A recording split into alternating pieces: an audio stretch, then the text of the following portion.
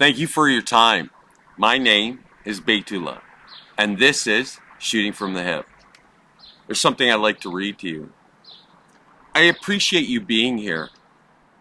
Please keep in mind what we're doing here on Bet On It, Shooting from the Hip. We explore human ideas, philosophies, and noteworthy information. This exploration is us thinking aloud, a thought exercise, jumping into ideas and examining them and re-examining them. You will find we're prone to using adult language when expressing opinions. In keeping with that, you shouldn't believe anything we say. We are not experts of any kind. We're just having fun with these ideas, philosophies, and information in the hopes that you will find it fun and interesting. We encourage you to invest time in searching out these subjects and come to your own conclusions. Now on with the shit show. My name is Beitula. Slim, how you doing, buddy? Good, we're back at it. Yeah, it's been a bit of a break. I'm going to introduce the topic, and actually it'll dovetail into why we took such a long break. We're discussing mind, body, and spirit, and I would categorize those as a holy trinity, or not like the Holy Trinity from Christianity, but in and of itself a Holy Trinity. I became very ill early in the new year, and as a result of that, I was hospitalized, and it actually interfered in our ability to record. Now, fortunately, we had backlogged a bunch of episodes, so it allowed for us to take the time to wait for the weather to get nice enough that we can be outside today and record this episode for your enjoyment. So at any rate, let's just jump right in. So I've got an interesting note package, but the ideas around mind, body, and spirit, it's something that you don't often hear everyday conversation revolve around. Like, it's not kind of commonplace. Right? You experience any of that like amongst your peers and networks of friends and stuff? No, but I notice it's a perspective that people slip in and out of. Usually when they're more involved in what's going on, they'll look at things through those three facets. Well, it's an interesting way to try and sum up any individual, right? That like we use it as a way to describe these different aspects of us as individuals. That and again, all for the purposes of understanding. Because again, when you just say, when you address the individual, then it's dissecting the idea of what is it that the individual is made up of. So this is a way to sort of categorize it, again, all for the purposes of understanding, right? Like it's an idea that is certainly not new, but it can get kind of deep. You can get really deep into the woods talking about it, because again, you're discussing what it means to be human through these three different aspects or facets of an individual, right? Mind, body, and spirit. So the concept of mind-body connection, this idea that mental and physical health are intertwined, is deeply rooted in ancient and modern thought. Mind and body connections has evolved from ancient philosophical and medical traditions to contemporary scientific research and practices. And it recognizes the intricate relationship between health and wellness as it relates to mind, body, and spirit, right? So the ancient Greeks and the ancient Chinese recognized the importance of this mind-body wholeness, and it's been a part of like contemporary times too. This idea that like as an individual, like there's a wholeness to an individual, right? So as far as the ancient Greeks are going, so not the contemporary Greeks, but the ancient Greeks, their ancestors, in the 6th or 5th centuries BCE, so then it would have been like, we're talking about like 2,600 years ago, Plato and Aristotle explored these ideas, or the idea of like soul and that the body was a temporary vessel for the soul, right? So of that Trinity, then you're kind of forced to look at soul and try to define what that means, right? Because unlike mind and body, those are a lot more that you can immediately relate to them. Soul, there's a lot more interpretation that goes on. So how would you define soul? If you're somebody pressed you, which I am. Well, it's hard to categorize. I feel like mind and body, like you say, it's straightforward, especially body, because it's physical. For mind, it's like it's pretty obvious what that is. But for spirit itself, it seems like whatever animates you. It's emotion. It's Right. like So a necessary drive. right. So body and mind, we experience those things directly. But when we talk about soul, it's a little bit more. It's a little bit more like smoke. It's just it's Yeah, that it's something that you can see, but you can't really grasp because it's not easily defined. yeah. It's kind of fluid, contained by mind. But there's been a lot of there has been a lot of thought with regards to like soul, right, or spirit, um, and in a lot of traditions, it's broken down to be seen as like a life force or the essence of a being. And Plato, in particular, he had a view of the soul, but that the soul had, even in and of itself, the soul had three aspects to it, and it was referred to as the tripartite. And if I'm saying that wrong, please don't hold it against me. And so there was this part of the soul which was the rational part of the logos, and the spirited part which was the thymos, and the appetite part which was the eros. So it was the subdivision of the soul was his way of trying to explain what it was more specifically. I don't know that I particularly agree with that. That because what do you think he means by when he says spirited part? You mean like, is that like the fighting spirit or the, you know, fiery passionate spirit of an individual? Is that what that's a reference to? And this rational part, but the rational part isn't that mind, right? Like, is it really soul? I like the simplified definition that it's the essence of who you are, right?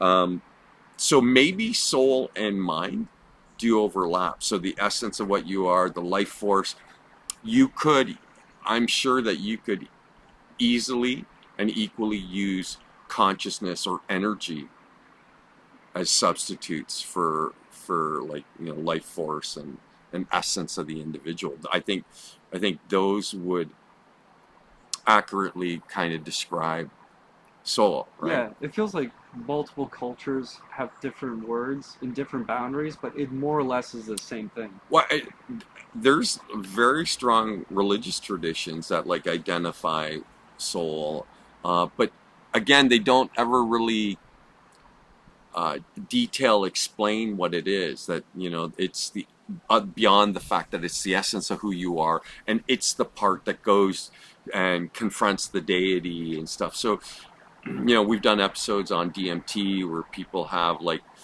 they describe their experiences as being more real than real, and they encounter these beings in those altered states of consciousness. And again, that part of you that's there, could that be equated as your soul?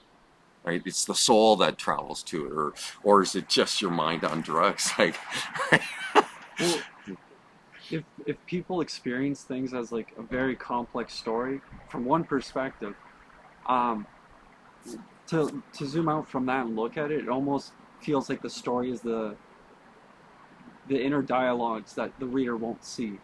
It's like these thoughts. It's hard to define, but it definitely seems like it's the journey itself. It's not some so okay, pinnable but thing. it's the thing that goes on the journey, right? Like, is that what the soul is? Like, it's the thing that traverses that our physical experience. Yes, like a metaphysical journey. Yeah. So I you can understand then why it just takes on these it takes on these elements that are hard to like that you're hard pressed to really define what soul really is. So Yeah, it's open for a lot of interpretation. But I think, like, to be fair, if you wanted to reduce it in very simple, accessible terms, then you can equate it to like life force or um, like actually like in Star Wars, that popular franchise where the reference to the Force, that everything's the Force, that and it resides in everything, right? So then does is that the then in that fictional idea, is that you know um, the soul's that part of you that's connected to everything else, right? in that story, I definitely would see it that way. Yeah, but again, the Chinese view it as um, like the life force. I like that that definition. Again, very simple and kind of accessible. That, like, it's the thing that allows for us to be animated and present, right? So and it it can function without a mind, but not without a body. So, like, Yeah, you know what I mean? Like, and what I mean by that is like a depreciated or uh,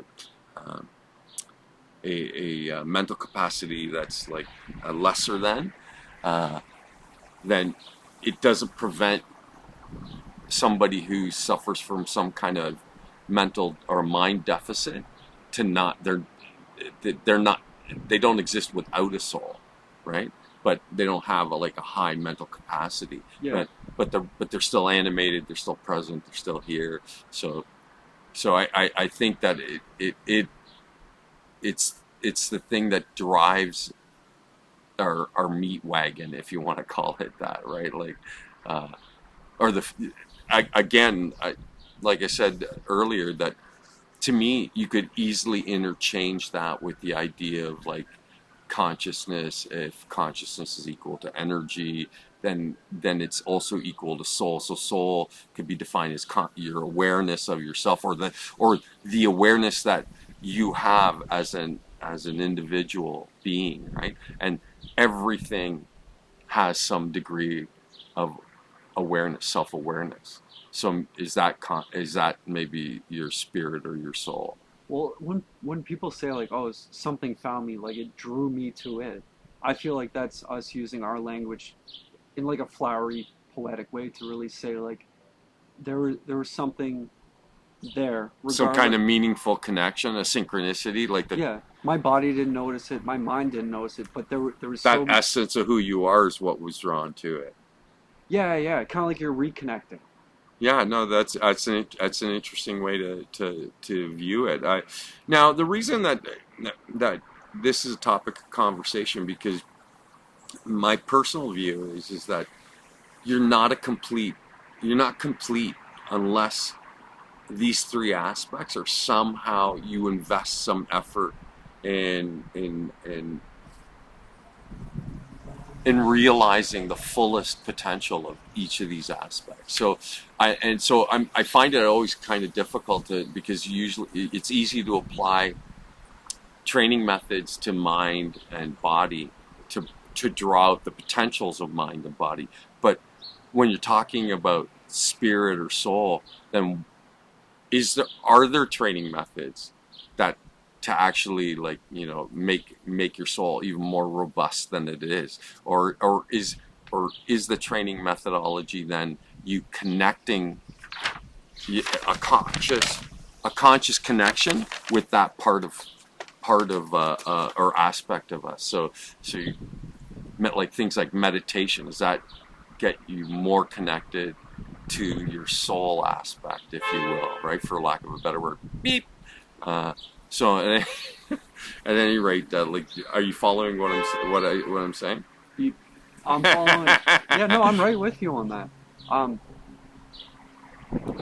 it's so hard to describe these things because like we know from experience when we're on our journeys, we change. in this changing animation, whatever you want to call it, it's like that's the So you're meta. saying the growth of your soul, like as you, the Yeah, more that's experience you acquire, that spirit of or the essence of who you are evolves further because of the experiences. yeah, like that's a meta reality. So the weirdness of it is I can't explain to you my my change from my stories, but I can tell you the stories, and if we relate enough in our personal journeys, we go, oh, I can understand what it feels like to have a new stress added onto a load of stress, something like that. No, right, right. Like I went out. This wasn't excruciating. It was one season of tree planting, very interesting. But you find more of yourself in that situation, like Well, a stressful environment. but yeah, but you're also in, isolated out in the natural world. So even though there's the stress of like meeting the demands of the job, you're also reconnecting with like the natural world, which unfortunately we're so domesticated now as human beings that I think soul is a part of us that that easily Absolutely, neglected. yeah, But I think you think about human beings who existed before the widespread use of electricity to light up our world, that they would probably spend a third of their lives under the stars, gazing at the stars. And again, how would that profoundly impact the individual? Um, because now you're witnessing the universe, and you're consistently night after night reminded uh, by how small you are in comparison to it, because you get to bear witness to it each and every night. So then, does that somehow profoundly affect you, like in a spiritual, deep soul level, if you will, for lack of a better word? Remember, we're talking about something too that like there's not a lot of words within the English language, or I'm fairly certain in most languages, that would allow for you to accurately describe what we're talking about, right? Because again, it's it's not just the experience of you; it's the force of you here being present, right? Like, and then maybe connecting with that means connecting with a much larger kind of soul or spirit, if you will, for lack of a better word, right? well, with the idea of the Trinity and how to gain more spirit, you could look at like where the It's deficit or what's overbearing, because in this culture we have like an overbearing on mind and body because we're so satiated through foods and things like Yeah, this, right, right. and then we're so with social media we're so focused on our personal perspective. So Well, I mean, I'm sure the counter argument that would be presented by like mainstream religions is that like they look after human souls, that that's their business. They're in the business of uh, helping people with that aspect of who they are. Although I think it might be fair to say, or fair to make the argument that uh, they might they might not meet the needs of all their parishioners. That they're it's only maybe even a minority that actually respond really well to it. Most people attend their religion out of like force of habit. yeah, that's So I'm not sure that they're even concerned or worried about like their soul. If and again, how you would choose to interpret it becomes important, and religion doesn't form the way that they view their soul. So they talk about it as though they know what it is, but they've never had the direct experience of it. And I'm not saying that I have, and you may not even be able to have the direct experience of it, but there's something inside me that wonders that, hey, you know, is it? Can you connect with that greater aspect of self? Like, is it, because I don't want to talk about it like it's separate from you, but you kind of realign yourself to experience it more directly, more profoundly, right? Because it's still you. It's not separate from you. yeah. If you go down enough in the ocean, eventually you don't see the light anymore. If you have if you have this body that's concerned with like the hustle and bustle of this rat race, right? you don't necessarily get to that the state of mind, or like the palace of the spirit, like this idea that you can relax, because there's so much internally that goes on, like externally, internally. Right, but then again, like, because again, this is not soul. That's why we started with it, because it's not an easy conversation to have, because it's so difficult to define, right? And so it's seeking the definition of it, and then going, and then even in the definition of it, then like ultimately you you want to realize all the potential that you are as an individual, or at least I see that as a purpose that's worthy of you, that's worth the pursuit.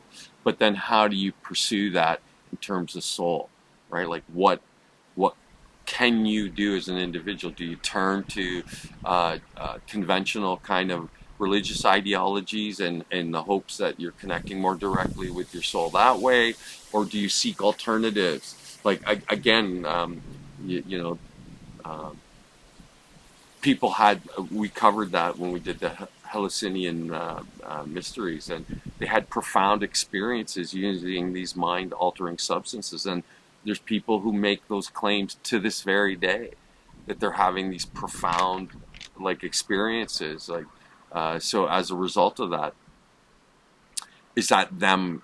Like I don't want to use the word connecting, but for lack of a better word, that's what they're doing. They're connecting with that soul aspect of themselves. They're liberating themselves from the fear and seeing themselves as being much larger. Because, like, remember, I said that before the availability of natural or artificial light, we would spend a portion of our lives, like maybe as much as a third, looking at the nighttime sky, and that will give you like a profound perspective of what you are. But what if you identify with that nighttime sky, like the stars and the universe at large? Is that spirit or spirituality?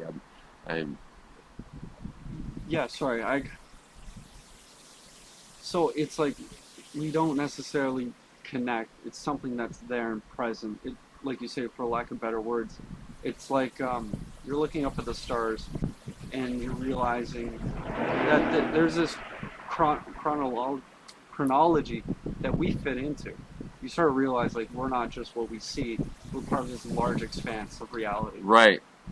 So I think it makes for, again, it's the kind of thing where it can really bend your brain. But and again, I'm sure that there are some out there who for them it's easy. They're like there's that it's they don't have to. It's easy in the sense that it's the explanations provided through their ideology, and all they got to do is like believe. Right? And unfortunately, I don't have the luxury of that. I don't want to believe. I want to know.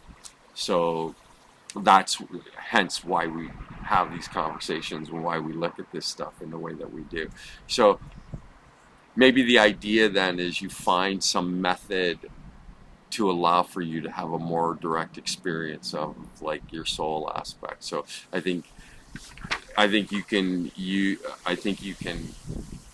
turn to all manner of meditation and breath work and um, using mind-altering substances to that end, right? So, again, like I said, I don't think that you can make any kind of definitive claims about soul absolutely one way or another. It's that transient or transcendental kind of aspect of the individual, right? Like that you, it's really hard to summarize. But again, it's if you, in the simplest kind of terms, if it's the thing that animates us, then uh, and you stop right there, it kind of makes sense. But like again, I'm seeking a deeper explanation. Thanks, buddy. Uh, It I just want to understand.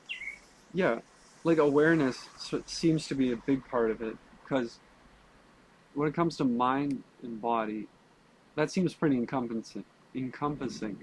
But there's no generation that went, oh yeah, no, we're done with that. We only need the two. It seems like there's always something lacking when you view everything from a materialist perspective for the mind and body. Yeah, I agree.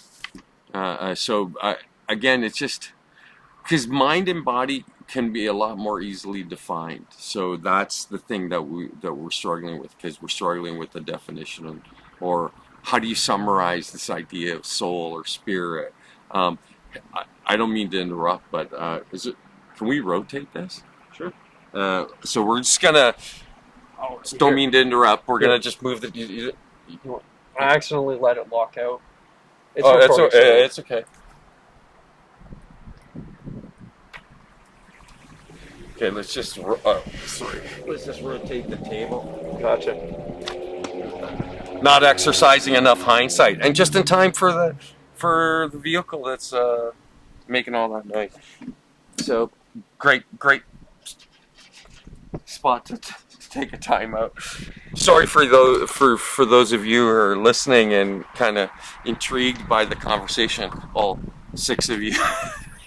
Yeah, you actually centered it really well. Oh, isn't that nice? Ish, well. So, anyway, sorry. I didn't want to be caught in the shade. We get so little sunlight here in Canada, and this has not been the best spring summer. It's been a lot of overcast, a lot of rain. So, I'm trying to enjoy the nice weather as much as humanly possible. Now, having said that, so this idea of like spirit, psyche, soul, there's no easy way to approach the subject other than to say that there's a kind of a profound awareness of it, regardless of whatever culture that you come from, and it's been around since our earliest attempts at organizing in societies, even as hunter-gatherers, right? There was a lot of indigenous peoples who saw everything as kind of having some kind of soul to it, right? Like the rocks, the weather pattern, the waterfall, the water. So this idea, like, is something that's has been following us around for at least 6,000 years. So the question becomes then, like, because I'll bring it back to, like, ultimately,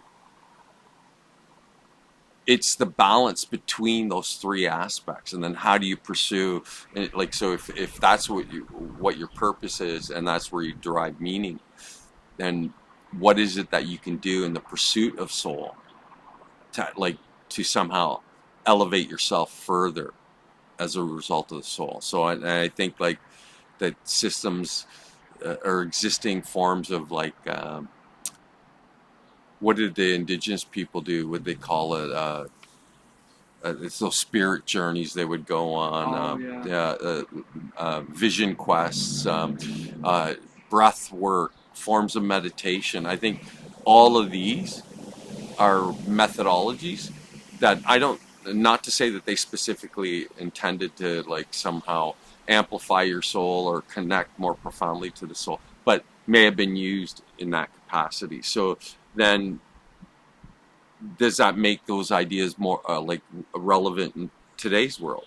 Like, can you actually employ those things to that end within the context of a modern day society? And I think the answer to the question might be yes, or it might be.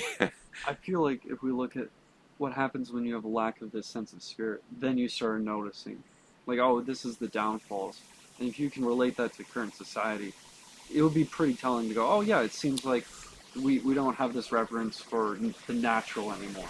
So then, if that becomes an individual focus, could that be in part contribute to resolving kind of the ills of the individual within the context of the society that we live in? Because it's so industrious, it makes such high demands of the individuals that live in it to meet its requirements, right? So is this a way to sort of counteract, the demands of society, and then for you to get a much deeper sense of connection to the world, to the universe. You know, Yeah, it seems like almost being grateful.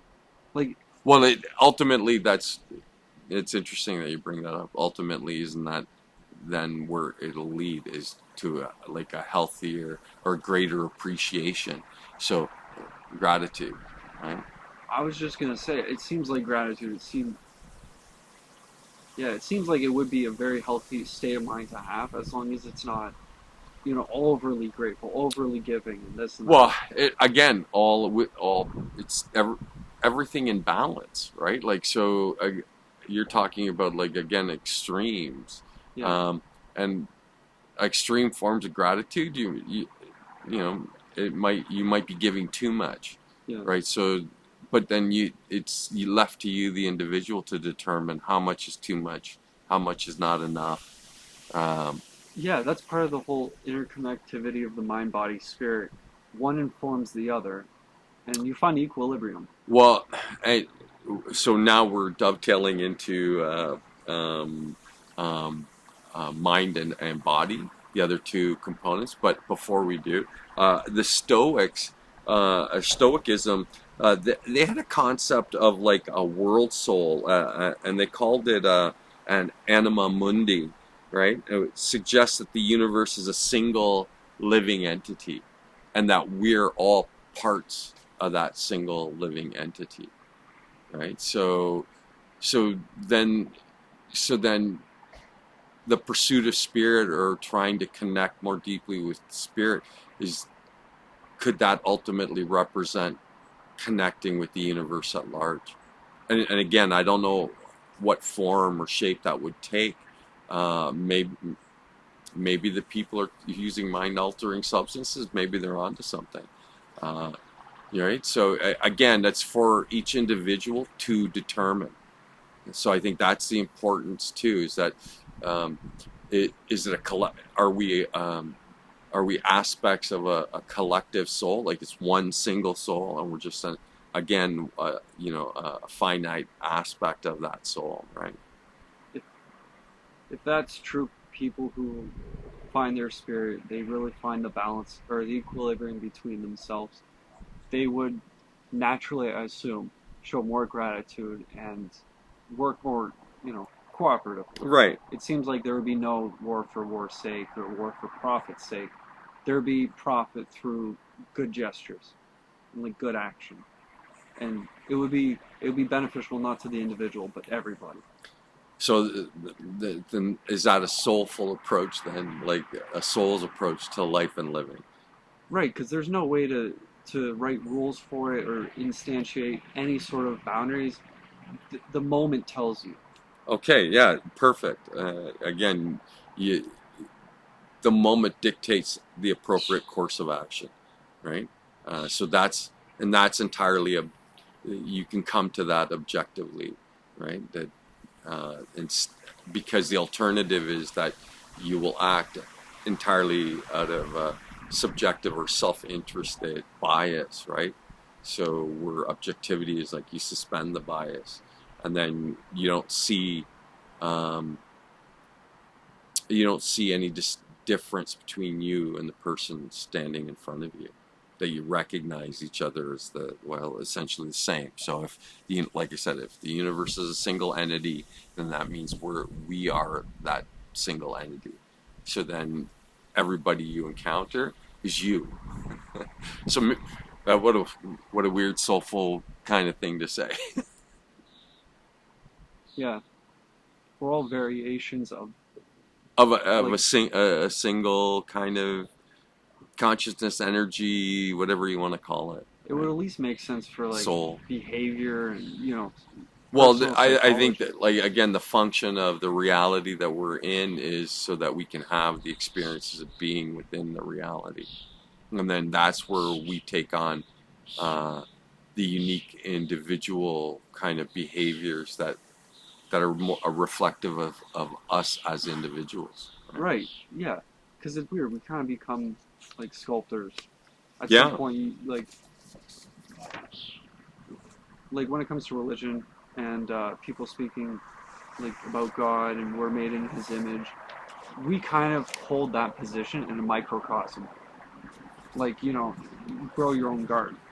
That's an expression I like. Yeah, I like that expression too. We're not omnipotent, but No, but you can make positive movements or inroads and behaviors that that actually like um, encourage like a greater degree of existence. Like so you're basically can influence the quality of the existence you're having. It doesn't have to be shit. If all you see is shit, then that's all little your experience will ever be.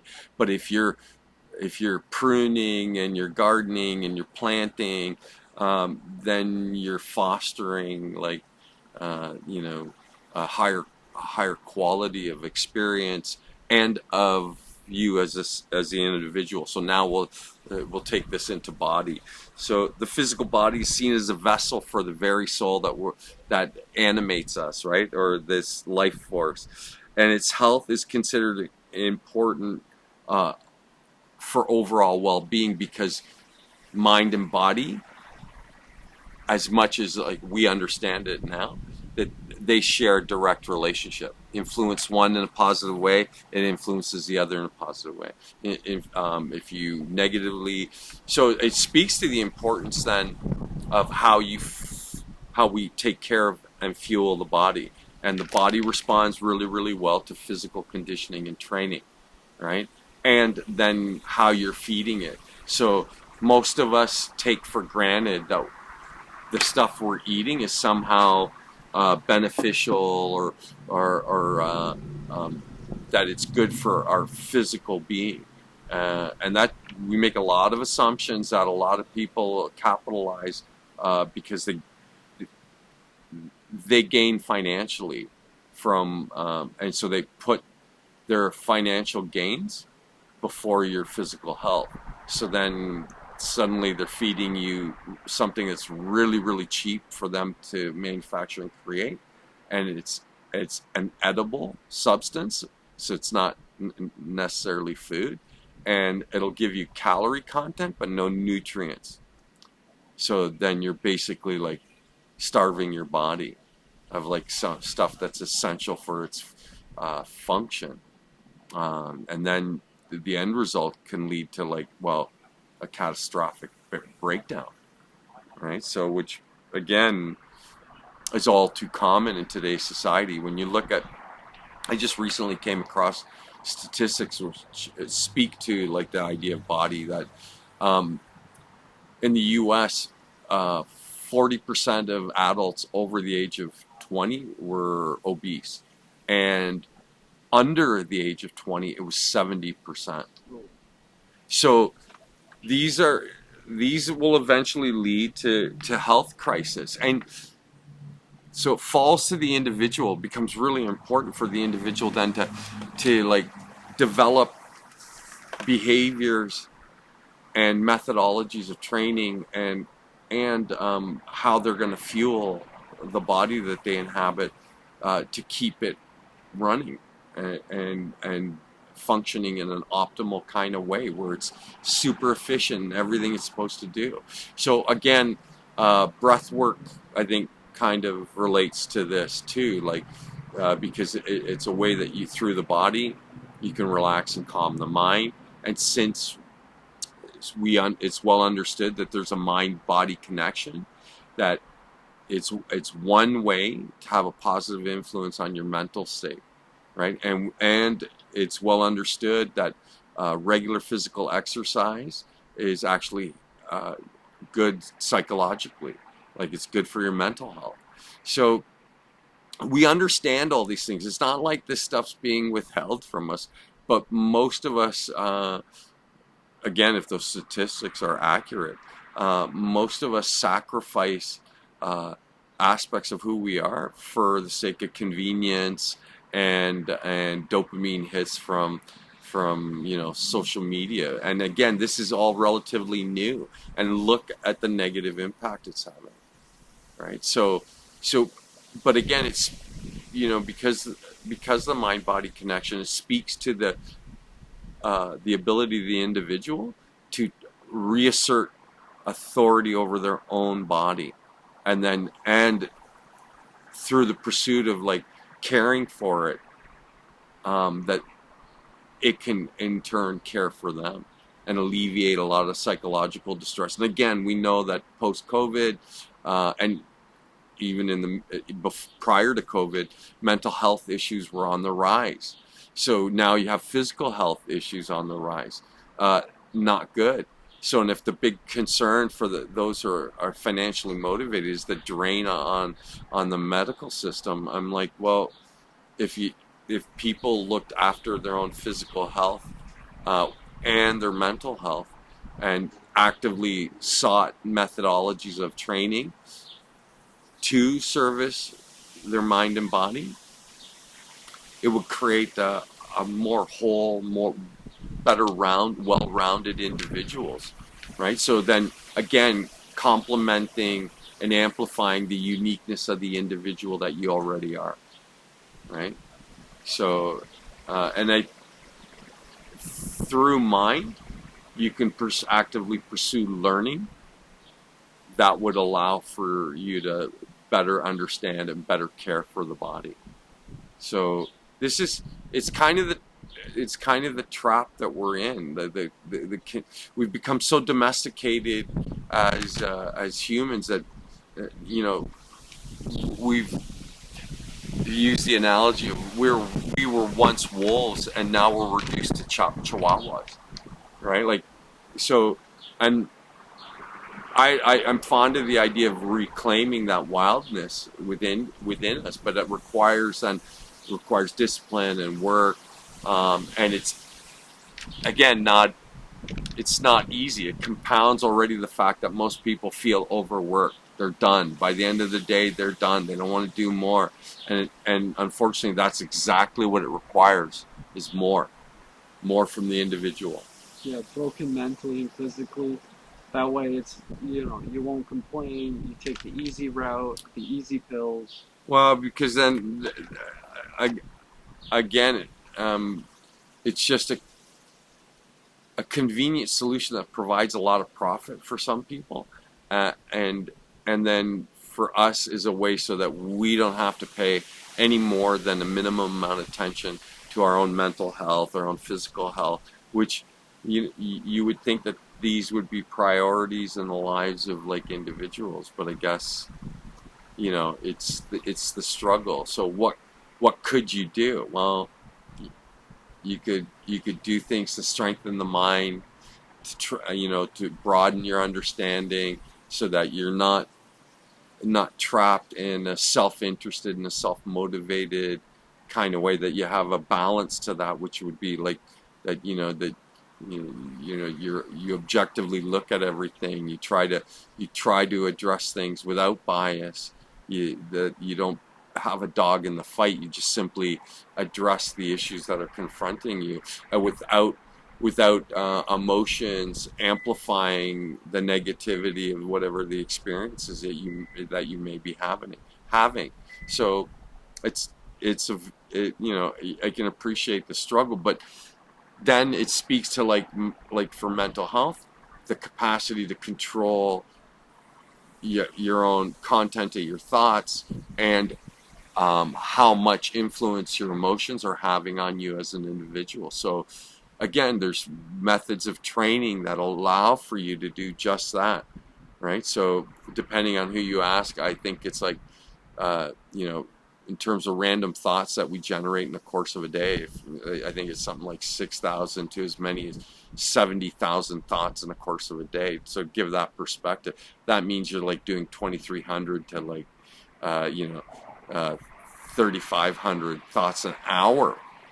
And that's usually dependent on how you define a thought. But if that's what's constantly running, and then it produces an emotional response, then you're constantly kind of fluctuating between being bombarded by all these thoughts, which, and again, the majority of them, they're all self-referential, and the majority of them are negative. And then you compound it with the, you know, the effects of like negative emotions that you associate with those negative thoughts, and then memories, and then so then suddenly you're trapped in this cycle of like negativity. Well, there is methods to break from that, but again, the training methods that require discipline and require you to show up every day, right? So over and above everything else that you got to do. So again, it's work that's worthy of you as an individual, but you still are required uh, to find the willpower and the discipline to actually actively pursue these things. But again, very doable. And if you're addressing that portion of you, the mind portion, then you know, it's effect. Then it'll, you know, that it has effects on the body. And we talked about this once before: the placebo effect or the nocebo effect. So these two things are a result of the contents of your thoughts and the emotions you're experiencing, right? So these things, because if they exist at all, that's how that's how uh, they they act on you. That again, if you have positive affirmations and positive reinforcement, then maybe you can induce a placebo effect. But all that negativity, all those negative thoughts, all that negative emotions will suddenly maybe induce like an ill health effect. So now you'll have all this, you'll essentially have, all the negative thinking and the negative emotions producing a negative health. So, you know, having an awareness that this is what's going on, and that, but you can combat that, right? So then, again, it requires you to I hate to use the word think positive, but in terms of what you practically do, then every time you're having a negative thought, you interrupt the negative thought with a positive affirmation, you know, and it, positive affirmations can be anything, but they should be something usually like elevating and self-referential. It should be about you and about lifting. I'm good. I'm great. I'm, you know, that sort of thing. And so the moment that you're having, that you start stumbling down those negative thoughts, and or the negative content of those thoughts, and as soon as you're aware that that's what's happening, that you can interrupt that by introducing like something positive, and or positive affirmation that will blunt uh, those negative thoughts, and then alleviate. In doing that, you'll alleviate the negative emotional response to the thoughts, right? And you might actually even induce a positive emotional response, which would even be better. So you tie the affirmation to an elevated sense of feeling, like, so you search your memory for a positive experience that produced a positive emotion that you can relate to the positive affirmation. And then you, by doing that, and then you have that positive experience, that positive emotion. Remember that the brain, the human nervous system, if you're doing that, can't tell the difference between a real experience or a product of your mind. So that's how potent the effect is, mind on body, right? And then they get trapped into a very vicious cycle. So if you have a negative effect in the body as a result of negative, thinking and emotions, then that negative feeling in the body now stimulates more negative thoughts and more negative emotions. So, and I wonder how many people I just described, right? So, and imagine that that's the course of your day, and then you compound it further by like the device that's tied to everybody's hip, and their so much of their self-worth hangs on how people respond to them through the device and through social media. um, and I'm not suggesting that you get rid of all that stuff and change the nature of your relationship with it, change the perspective, and then what you may discover is that you might feel a whole lot better about yourself, right? Like, uh, that is it's a very real way of looking at mind and body. Yeah, I was thinking about the relationship between advertisements and personal thoughts. Like in our own minds, we are affected by advertisements, and we take that logical pattern. So thinking negatively, you're gonna think more negatively. You're sold on this game. You're playing this game after work. Most of the time you're at work, you're thinking, "Oh, I just want to get home to my game." So you think increasingly more. You don't like your job, and you may like your job, but that carrot on the stick, just so you can sit down and be lazy, is so much more appetizing. However, if you're being objective and not subjective, you can still enjoy that video game, but you now have these abilities to go, you know what? Not only could I still enjoy the game, I could also make something. I could also, explore something. Right. So you're There's more, talking not about, less. right. So again, talking about balance, right? Yeah, So I would say that that would be the ultimate expression of the Holy Trinity, that you're able to balance mind, body, and spirit, so that they're they function, or they work in conjunction with one another in an equal capacity. So, and again, as difficult it is to define soul, that's your, as an individual, it's your responsibility to do. Your life is your responsibility. It's not somebody else's. It's not governments. It's not authority figures. It's your life. The question is, what are you going to do with your life? And most of you don't even ask the question. So what they do, what ends up happening, is, and sometimes I think it's entirely intentional, is they end up living these lives that if you sat down and had a long conversation about the life that they're living, they would tell you they don't want to live like that. But they don't know of any alternatives. So maybe that's the point of this conversation, is the idea is that there are alternatives, and it requires you to look. That's the first step, to find these alternatives. You know, again, to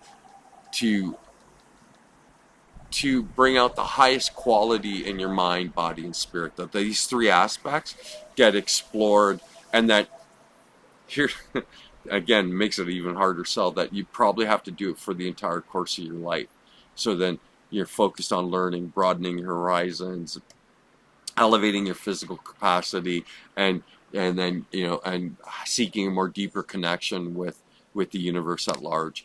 I No small feats, right? So I understand why it might be discouraging, but perhaps its time has come. In the face of everything, AI like exploding in the capacity that it is, you know, the instability of like international politics and economics, and all that stuff. Again, all contributes to fueling like negative emotions, which again we briefly discussed how, like, advertising again impacts you. It tries to elicit an emotional response to whatever their ad is, to induce you to purchase something that you may not even necessarily need. yeah. The big selling point is like, oh, change is impossible to avoid, but you'll look younger with this product. Oh, there's So no appealing, perfect. yeah, appealing to vanity Yeah, and there's stuff. no perfect snack, but you'll love these. Yeah.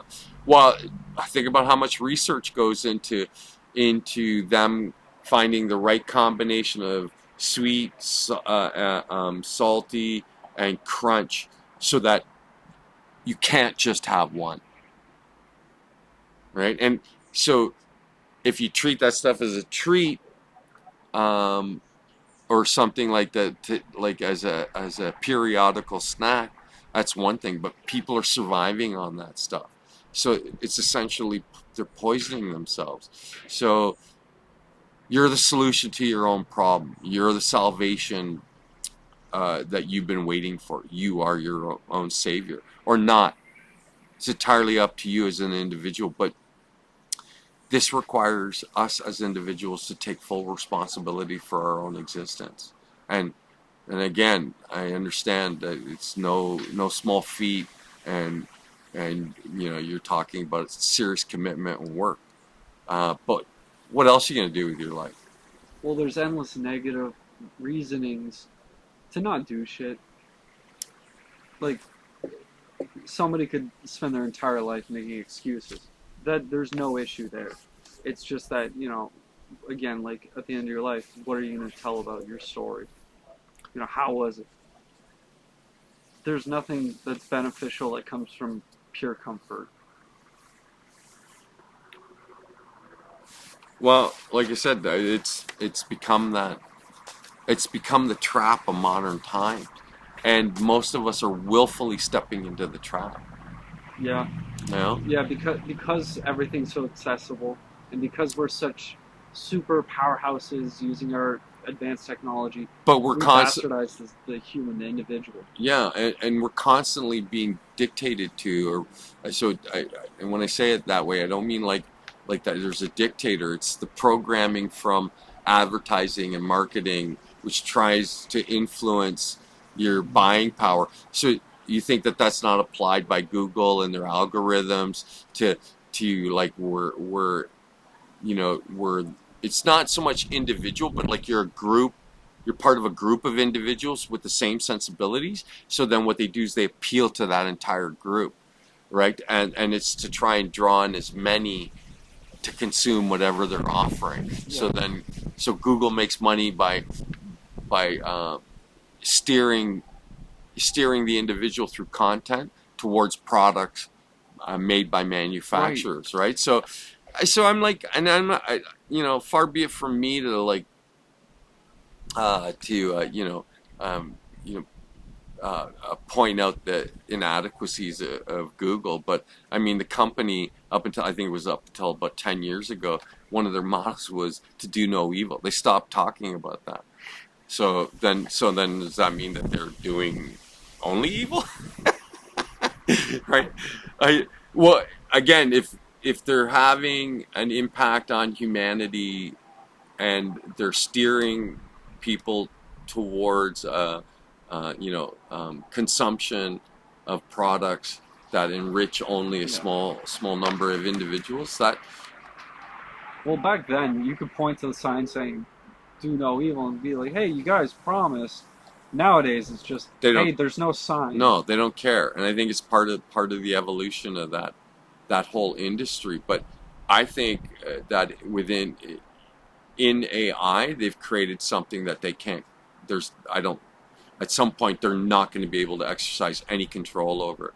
So then what do we do as individuals without succumbing to fear of like any of the potential outcomes that are out there? And I'm like, you can assert dominance in your own existence, in your own life.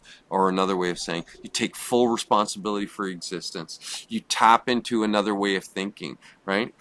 Because remember, the contents of your thoughts are that they're that influential and that powerful that they'll influence your body, right? So it gives you the capacity then to uh, to kind of redirect your existence, to maybe not be so influenced by these external things like that come out of the advanced technologies that we experience, right? So it's all about how you manage all of that stuff.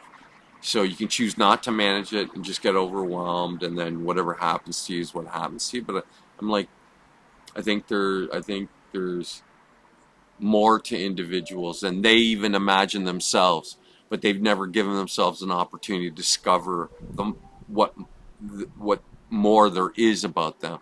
So, as a way of approaching life or as a purpose, to struggle to find balance between mind, body, and spirit, it's worthy of us. It's worthy of every individual. Um, the ancient Greeks, to that end, so they didn't just talk about mind, body, and spirit. They also had institutions where they would call them like gymnasium, and the gymnasium was this really interesting place because it's not a gym in the sense like modern day gyms are kind of like loosely modeled after what they were talking about, but the gymnasiums of ancient Greece, they were a place not just for physical exercise, but it was central into the development of the individual. So it'd be a place where you could get access to resources and knowledge to that end, right? So And the gymnasium encompassed mind, body, and spirit, and believed in a balanced approach, striving for what the ancient Greeks called kalokagthia, which meant beauty and goodness. I'm like, we could all strive for kalokagthia, right? Like beauty and goodness. I go like, shit, that's worthy of every last fucking one of us. So the fact that we don't aspire to those things, then what are you aspiring to? A great paycheck, a good retirement? I go, is that really worthy of you? I'm not saying that you shouldn't, that those things aren't, uh, uh, that you shouldn't be considered. Those things shouldn't be considered. I'm just saying that that shouldn't be the sum total of your existence, which is what our existences have been reduced to. I think it's implied in saying a good retirement. You're expressing a good sense of your own body, mind, spirit. It's not like you're, oh, no, I'm 65. I'm now retired. Time to just let loose and be like a teenager. Because Yeah, you could be but drinking but on the beach all day. yeah. Well, let me ask you, how many retirees are living like, fully engaging lifestyles, like, because all the best years are behind you. Like you would think at 70 or 60 or that you would that's when you'd start winding down, and because you've had a lifetime of experience, so now you're the wisdom keeper. We don't. We shovel the elderly into communities where they're just left among themselves. I mean, whether they thrive in that environment or not, I go. But the point is that another way of for somebody to generate significant revenue and profit from an aging population. When I'm like, here, the important time to adopt a purpose of like seeking balance in your life or beauty and goodness is when you're young, when you're in your teens. And then that becomes a cornerstone of the life that you live till you die. And if you're fortunate, you'll live like to a ripe old age, right? So I'm like, that's what makes for a more whole individual.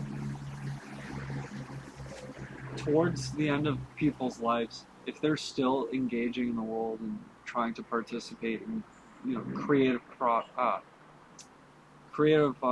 pursuits, Right. like those people seem to be a lot more happy than people who retired and then did nothing. Or just sat around and drank all day and watched TV. Yeah, I'm because you like, can what let kind? yourself go. Yeah, like what kind of existence is that? It, you should be fostering a high quality existence from an early age. That's the value, right? So, and again, all these things we're talking about require forms of training, right? And the gymnasium's primary purpose and was to be a location for forms of physical training and the pursuit of athletics, but not just that. It was also intellectual development. Philosophers and teachers would lecture and engage in discussions and conversations for the purposes of intellectual growth. That's why this channel exists. And I might do a unprofessional job at it, but I don't care. It's not about like the quality of the way we present it. It's about the content, right? And the content's about the growth of the individual, addressing each aspect of the individual, mind, body, and spirit. And you can only achieve that balance when all those aspects that you're evolving them, and that you can only evolve them through training methodology. So that has to be applied, right? On some level, that has to be the consideration. And so if you start that when you're young, you don't know any different. And so as you age and you mature, you'll continue to do those things that elevate your mind, body, and spirit, keeping you in balance, right? So ultimately what we're talking about is health and well-being. So our modern society has completely neglected that. In fact, it profits off of poor health. So I'm like, here, you have the power to do something about it. If you feel that you're that empowered or disempowered rather, that then you can go on continue living in the way that you do. Good luck. That's all I got to say, right? In terms of those who just don't give a shit and want to do whatever the hell they want to do. Good luck to you, right? For the rest of us, and I know it's a small minority, that it's worth all the time and energy that you'll put into it. I guarantee it. I swear it. Right? Yeah, people who seem to pursue that kind of beauty and awareness, they may see more problems, but they also see a hell of a lot more solutions than the guy who sees fewer problems but has no solutions. What? Or they go to the pre-medicated Right, solutions. right. Because again, it's all about convenience, and I'm like, sometimes there's greater value in taking the hard road. That's where you are forged as an individual, and essentially, that's what we're talking about. How do you refine the individual? And you're forging and reforging him to. You can use the. I guess you could equate it to like, you know, making a perfect sword with a perfect edge. That you can do that to the individual, and that every time the sword gets used, it gets dented, a chip. You have to reforge the blade. So as humans, we should be constantly forging what we are. So this whole idea that the ancient Greeks had of the gymnasium, uh, it was a place where you could do all of that. But modern times, and again, convenience allows for you to be able to turn your own home into a mini gymnasium where you can do it entirely on your own, or you can join a gym, or you can become part of a martial arts school. All these things are representative of the very best of what gymnasiums had to offer. And one of the other aspects that it had to offer is this. So if you're all actively in pursuit of this stuff, it creates a common social interest. Right, and people are there specifically for that pursuit. Right. So then you share what you've learned amongst each other. And then, so then if there's a deficit in your knowledge, somebody can help elevate again, that remove that deficit by providing you noteworthy information that you can apply in the way that you live your life. And ultimately that's what this whole idea of mind, body, and spirit is about: the quality of the life that you're living.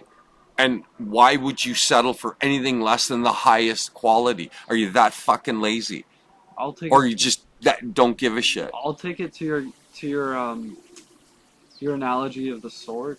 If you have a broken sword, you don't notice one more chip missing. But if you have a pristine blade, you're gonna notice a Yeah. microscopic chip.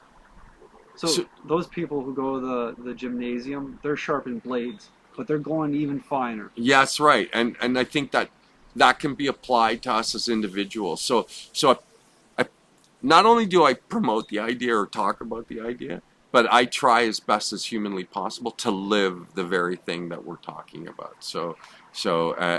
And I've had some successes and some failures. That's just the way it goes. But I keep pushing forward, and again, I think all of us are demonstrate more than the capacity to, one, to do that, and two, again, you'll never discover the depths of what you are without pushing the boundaries and limits of where you are, right? So it ultimately can lead to you discovering these untold capacities within you as an individual. It's the realization of all the potential. So it's no longer a potential; it becomes a reality. I go, that was the ultimate thing that drove the pursuit of mind, body, and spirit in the gymnasium in ancient Greece. And I think it's relevant. It has a place today, right? Yeah, funny enough, there seems to be a lot of disillusionment in society, like a lot of negative thinking, a lot of subjectivity. I think through any of these avenues you tend to discuss, it provides a perfect framework to viewing these things. Speaking about dualism, speaking about the idea of spirit itself. The thing is, people know what the word meaning means, but when you feel it, and you feel like in the process, whatever you're doing, So that it becomes the purpose, the drive to again, to for achievement. Yeah, it gives you an experience, like a revelation. Right. And the kind of experience that's elevating, that doesn't, that's not deflating or suppresses you, but one that lifts you up, and then in good conscience and good spirit, then you attempt to lift up others. Yeah, there's no wonder why people had this sense of like there's something greater out there, and the idea of the mystic. It's because this knowledge, even though if it's right in front of you, you could read the fucking words. The translation is embodied through like metaphysics. You don't. It's not just your body on an average Tuesday. It's you in that time. It's a combination of the mind, body, and spirit that experiences it. I completely agree. Again, so it's committing to this idea of wholeness. So, and or holistic in development. The gymnasium aims to cultivate balanced individuals, developing physical strengths and skills, intelligence, mental strength, and moral character. What more purposeful way of living could there possibly be? Yeah, like if you're working as hard as you can, you're done at the end of the day. You feel rewarded. But but even like, so for many of us, we have, like, they work so hard at whatever their occupation or their profession is, and they're so you know they're so driven towards the material gain, but it's always at the expense of any kind of personal development. And the question I would ask is, like, is there no way that you can find somewhere in the course of the day to do something for a person that would develop you personally, that where you could grow as an individual, Right. and then you build on that momentum, Yeah, yeah. right? Because like the meaningful thing shows it at the time. So totally valid. Make your money, get that bag, whatever. But experience life, raise a family, do all these things where you experience things that are limited. Cash is the idea. Even if you spend it, it's limited, sure, but it doesn't have any metaphysical reality. Well, like, within the context of the reality that we are living, I think that um, it's an old idea. Something old is something new, and I think that, again, it has a place here within modern society, that we as individuals could live, and see, you know the entirety of your existence, and seeking balance. I think there's like a very real value in that. But again, it's left to the individual to figure out or not to figure out. Can I get a time check? Yep, 3:45. I meant, how much time do we got on the clock? Yeah, it's locked out. I did it twice this episode. That's okay. You know what? We're gonna bring this to a close, I think. Right. So I think, unless there's anything you'd like to say in closing. No, I'd like to reattempt the same package another time because I feel like come back to this subject. yeah, there's too much. We can.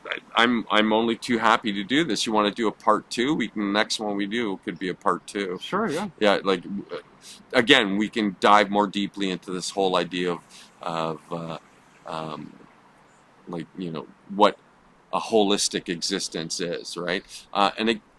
Again, I really do feel like there's value in it, and I think that everybody can and could benefit from following this course of action. Look, the method of thinking that you used that got you to where you are now is not the one that will resolve all your issues. You have to start entertaining ideas and thinking in ways that you've never done before to achieve the things that you would love to achieve. Yeah, we don't just grow one way; we grow out all ways. Right. So again, it's about maximizing growth, right? All right. So in closing, I think I'd just like to say, question everything, including yourself, especially yourself. Seek balance, seek knowledge, seek understanding, become a renegade, individualist, humanist, critical, objective thinker. Thank you for your time and have a great night.